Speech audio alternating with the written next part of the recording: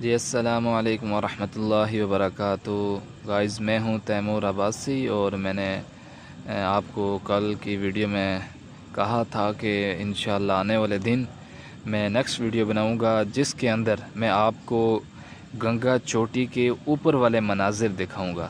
تو اس وقت میں موجود ہوں ٹاپ پر، اور یہاں کے آپ مناظر دیکھ سکتے ہیں۔ یہاں پر عوام کا جم غفیر دیکھ سکتے ہیں، رش دیکھ سکتے ہیں، اور یہ سرسبز و شاداب، اور اسی طرح یہ آپ درخت دیکھ سکتے ہیں، اور اللہ کی قدرت کی کاریگری کو دیکھ سکتے ہیں کہ کس قدر اللہ پاک نے اس جہاں کو، اس چھوٹی سی دنیا کو خوبصورت بنایا۔ یہ ہے ٹاپ والا مقام۔ تو یہ دنیا اتنی خوبصورت ہے تو پھر اس جنت کا کیا ہوگا جس کو اللہ پاک نے ایسے بنایا ہے کہ جسے آج تک کسی آنکھ نے بھی نہیں دیکھا۔ تو اس وقت یہ آپ سب دیکھ رہے ہیں کہ یہ گنگا چوٹی ہے، وہ سامنے پر کچھ بچوں کے لیے جھولے وغیرہ لگے ہوئے ہیں اور ٹینٹ وغیرہ لگے ہوئے ہیں۔ یہاں پر شاپ کی چیزیں وغیرہ ملتی ہیں کھانے کے لیے۔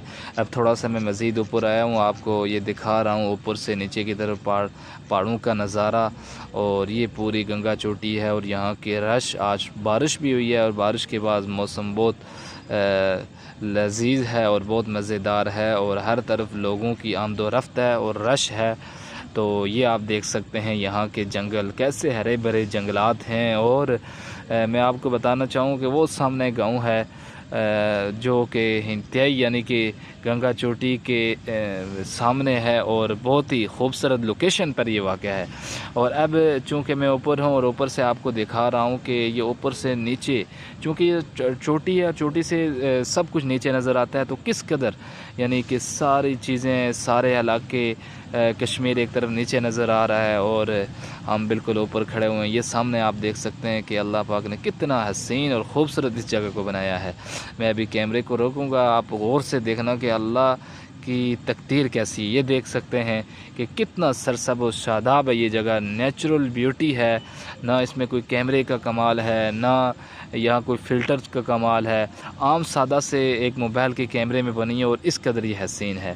تو یہ میں آپ کو چاروں اطراف سے اوپر کھڑے ہو کر پہاڑوں کا نظارہ کروا رہا ہوں۔